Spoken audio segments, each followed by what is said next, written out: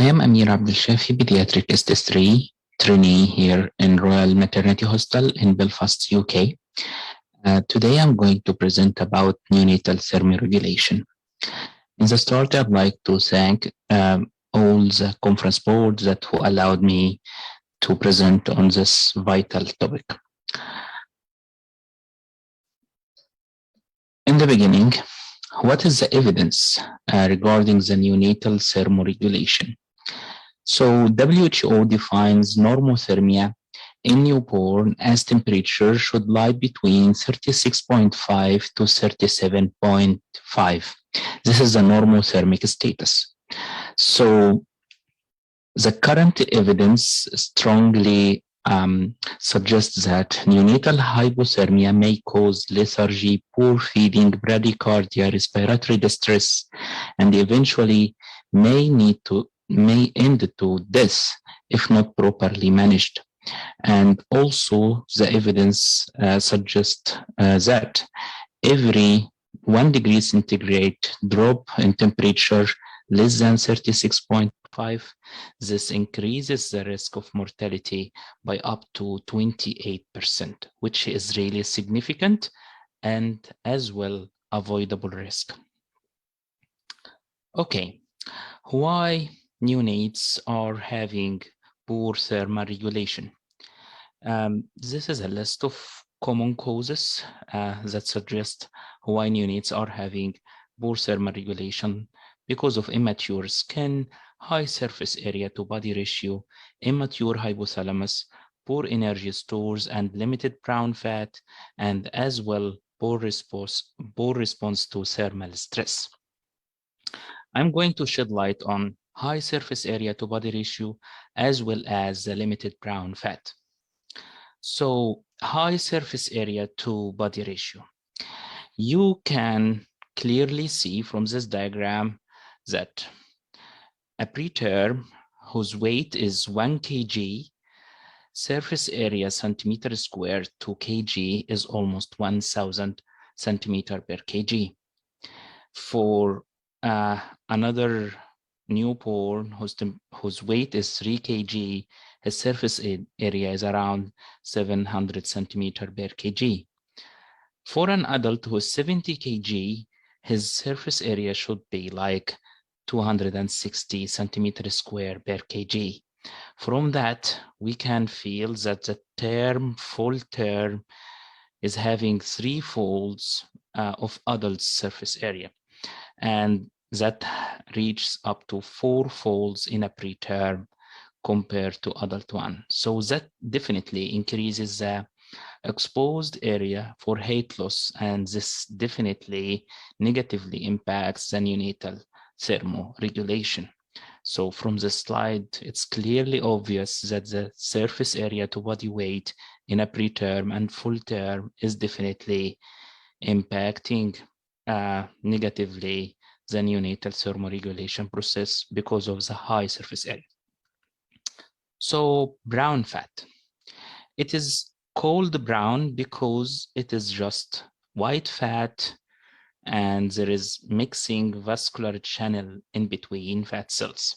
So it gives like the color of brown. So it's like fat with more vasculature. It's present in axilla, interscapular area, liver, perinephric areas, and perianal areas. And in the metabolism and production of heat from the brown fat, thyroid hormone and noradrenaline plays an important role in increasing blood flow to brown fat.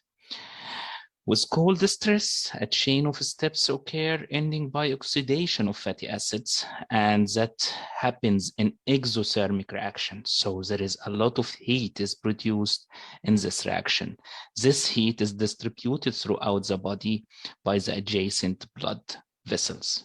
Unfortunately, preterms are lacking brown fat, and this again another factor that keeps them more prone to hypothermia and difficult control of their temperature. Okay, heat loss. How is heat is lost in preterms. We have 4 ways through which heat is lost in newborn in general. So conduction, convection, evaporation, radiation. I will go with each one of these and I'll explain shortly about that and how to prevent that. So conduction, as we can see from this figure, that this newborn is directly in close contact to a raw surface without any isolating barrier, and this keeps the heat lost directly to that surface. So the newborn is placed naked in a cooler surface such as table, scale, or cold bed. So the transfer of heat between 2 solid objects that are touching is influenced by size of the surface area in contact and the temperature gradient between the two surfaces. And we can prevent that definitely by skin-to-skin contact, pre-warmed towels, warming all the object in touch, and the pre-warmed incubator, pre-warmed examination. So hands of the doctor should be pre-warmed. The stethoscope should be pre-warmed. This is the conduction heat loss. So what about convection? We can see air currents, cold air currents that is being exposed to the newborn, and this definitely leads to loss of heat. So this happens when newborn is exposed to a flow of cold air from open doors, windows, or fans. The transfer of heat from the newborn of air to liquid surface affected by the newborn large surface area and also temperature gradient. This simply is prevented by close the door. So if you wish to prevent that, close all the doors, close all the fans, just try to stop any radially moving air currents. So as well, we need to use humidified warm oxygen. It's a flow of air. When it's cold, it's really cold. Incubators for very low pulse weight. And we need to keep the sides of the resuscitators up while we are keeping the babies there. So we are trying to prevent the air currents from reaching them. Evaporation. Okay. This is the greatest source of heat loss at birth. It's very, very dangerous. So for every 1 ml of water lost by evaporation, there is a loss of 580 calories that are produced from the baby. So it is really great loss of heat and calories because of evaporation. So amniotic fluid is just evaporating from the skin, and that's keeping the baby really exposed to cold because he is losing his own heat in this process. Evaporation loss may be insensible from the skin and breathing, or sensible like sweating, which we are not frequently seeing. Definitely, we need to avoid that, and we need to dry the neonate. This is one of the most vital steps to be done. So other factors contributing of evaporation is the surface area and also air velocity. Last way of heat loss is radiation. So this is the greatest source of heat loss after birth. In the postnatal ward, you are all the time seeing this appearance. A newborn is near cold object like wall, table, or cabinet without actually being in contact with them. So the radiation is affecting by temperature gradient between 2 surfaces and the distance between the solid surface. Yes, it is heat conduction without frank touching. So there is a space between the cold wall and the bed the baby is in. He's losing through infrared waves. We need to prevent that definitely. So it's prevented by spacing from cold surfaces, hats on the baby's head, and increase environmental ambient temperature. So the difference temperature gradient is less, so you are expecting radiation to be less. So by this, we knew about how is temperature lost from the newborns. Here we are going to speak about effect of cold stress in the newborn. So what happens exactly if this cold stress is not treated well and interrupted? We have a cascade of very serious events that may end by baby's death if not properly treated. So the cold increases the metabolism of brown fat, and there is increased oxygen consumption that will end by tissue hypoxia and peripheral vasoconstriction and metabolic acidosis, which if not really properly treated, will into serious effects later on. And on the other hand, there is increased glucose use, and we may face a problem of hypoglycemia. So this is one of the things we need to take care of.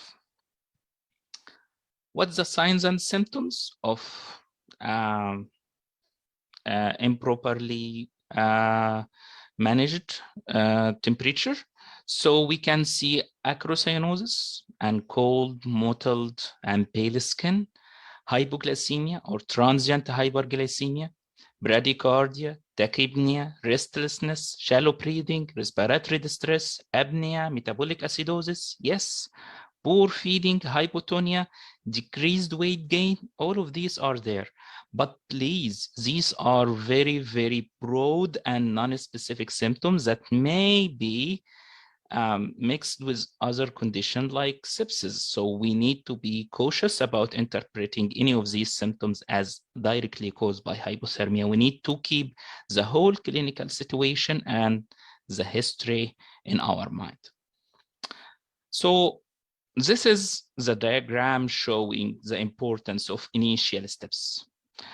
I can't reaffirm more than the neonatal life support scheme and the NRP diagram. Initial steps in both of these resuscitation programs, they are just confirming and keeping one whole station for pass and fail in such courses for doing the initial steps correctively. In the NRP, you need to warm, dry, stimulate. This is typically the words from the NRP. And in NLS, you need to maintain normal temperature, then you need to open airways. So if you didn't do any of these in a proper way, you shouldn't proceed further.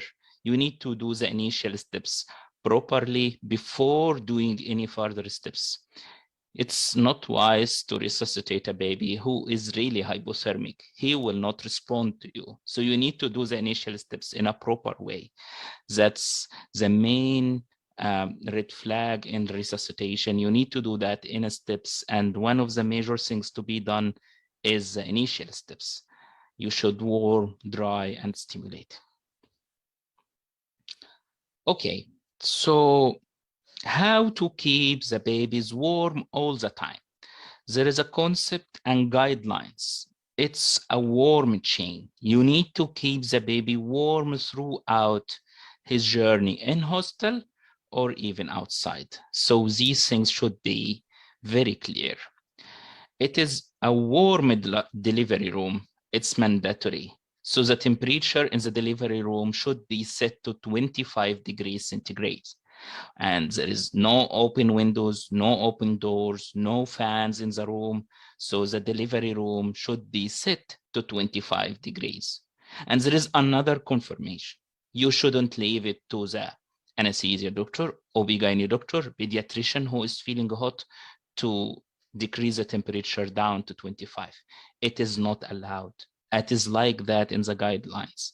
Adults should never control delivery room temperature according to their comfort. So as a pediatrician attending, kindly keep temperature 25 and above in the resuscitation room. So you need to immediately dry the newborn after birth with warm towel. And if you are resuscitating a preterm who is less than 32 weeks, kindly use a polyethylene bag and don't dry the baby. Keep him all the time covered under resuscitator with polyethylene bag, which is like a plastic bag. And you need to keep him all the time dry. And actually, no, you need to keep him all the time wet in his all fluids and under resuscitator. This is really grants good thermoregulation for the preterm who is less than 32 weeks. While you are resuscitating, you need to cover the head. Head should be covered with, preferably we need to use a wool hat. Skin-to-skin contact directly after birth with the guidelines of the skin-to-skin contact. If the baby general condition is okay, keep it. This is the first thing. You can resuscitate even if it is needed with the initial steps on mom's chest and abdomen, and check if the baby is fine. Keep on skin-to-skin contact. If it's not fine, take for the further resuscitation. And after resuscitation, you need to return the baby back to direct skin-to-skin contact for a satisfactory time. So you need to postpone weighing the baby after satisfactory skin-to-skin time. And you need to ensure warm transport. If the baby is going to be transported to postnatal ward with mom, it should be a warm transport. To in ICU, it should be a warm transport. So you need to have all the time pre-warmed transport incubators available. If you are transferring, you need to do temperature check before and after transport. So these are the guidelines. We have guidelines at the moment and we should follow. And this is like our unit's guideline, and we are ideally should follow these guidelines. Okay, if we have guidelines, we can audit our practice against these guidelines. And what we have done in Royal Maternity Hospital, that's the tertiary unit in Northern Ireland here in Belfast in UK. I'm just going to show the results of this local audit. This like local experience we have done last year from the beginning of September till mid-October. So we aim to check temperature admission to our unit and compare that to the standards. We have standards. The temperature admission should be between 36.5 to 37.5. And we have guidelines which we are applying to all persons. And we have just captured 1.5 months of our practice, and we are auditing our practice against this standard.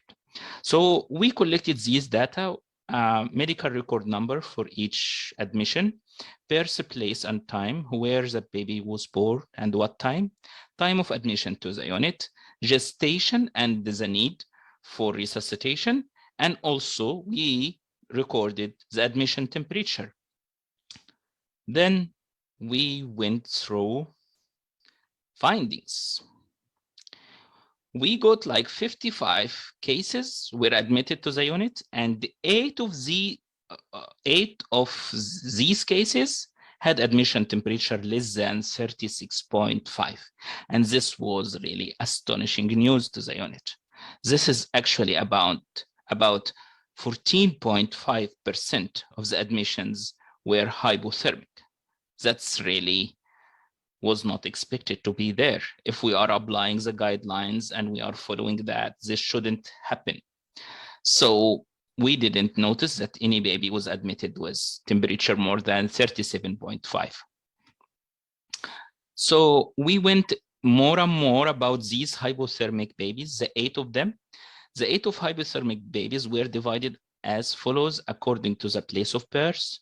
3 were admitted from the operating room, OR, and 2 babies were born outside the hospital, home delivery and transferred to the hospital afterwards. 2 admitted from the delivery suite, normal vaginal delivery or instrumental delivery, and 1 admitted from postnatal ward to NICU for whatever reason.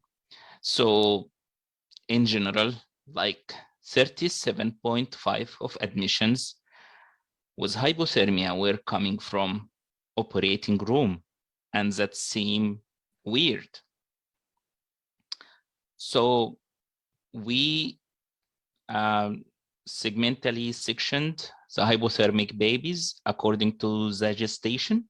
So one baby was born less than 28 weeks. 4 of them were born between 28 to 34 weeks, and 1 late preterm and 2 term. So half of them were born from 28 to 34 weeks of gestation.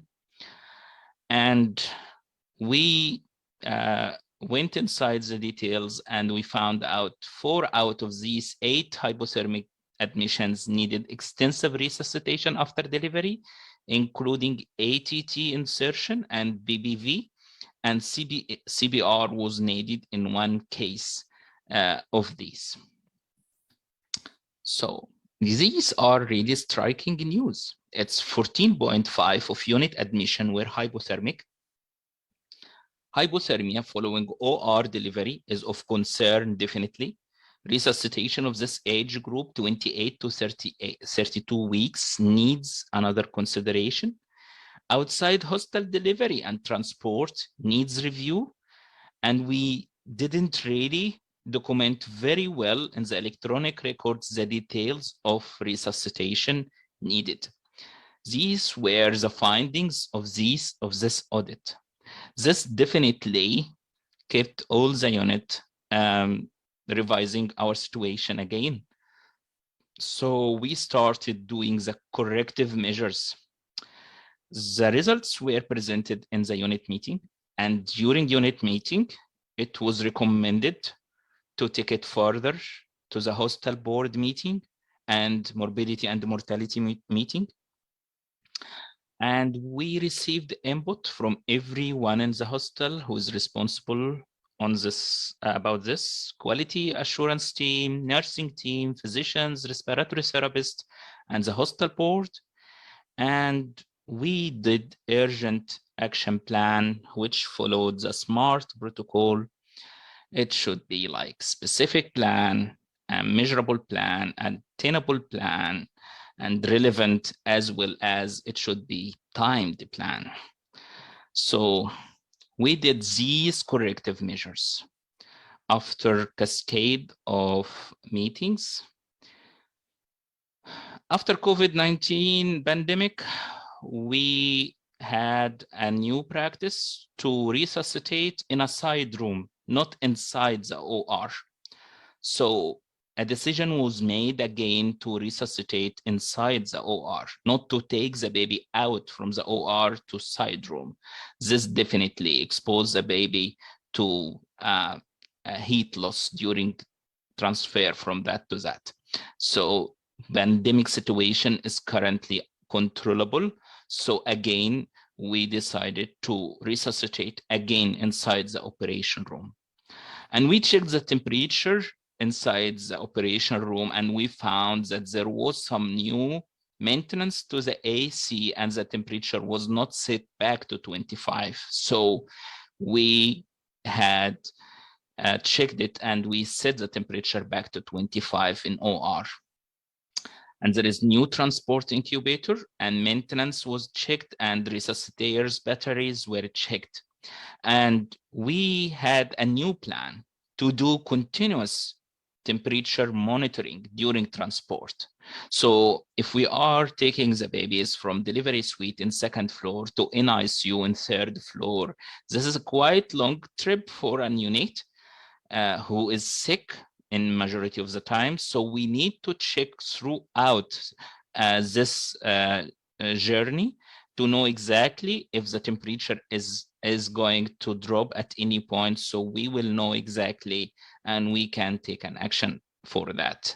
And we can furtherly audit if there is anything in particular that can cause or precipitate. So this is a new practice, continuous temperature monitoring during transport. We had plans for teaching campaign and monitoring for transport that is going to be for staff in hospital and also for ambulance staff. We had like 2 cases out of 8 who were referred by ambulance. Ambulance team were keeping the airway patent and taking care of respiration, and they didn't take care of thermoregulation. So we got a teaching campaign for that. And we are going to re-audit later this year. So maybe we are going to re-audit by September, October again. So we will know exactly if we are going on the proper way or it needs to take a quality improvement project for that. And there was a plan to support and publish this audit results. So other hostels should know from our experience and just take care about the thermoregulation and should know about that and should take corrective measures if needed. So we have plans to publish this local experience. And that's all. Thank you. And I am really grateful for your attention and hope to meet you soon. Thanks a lot. Bye. Thank you very much, Dr. Amir Abdel Shafey, for this very interesting presentation. We enjoyed the emphasis on the basic initial steps. Again, very, very important to correct hypothermia first. And the SWOT analysis and the procedures, taking how you took the multidisciplinary corrective action is very educational. Thank you very much.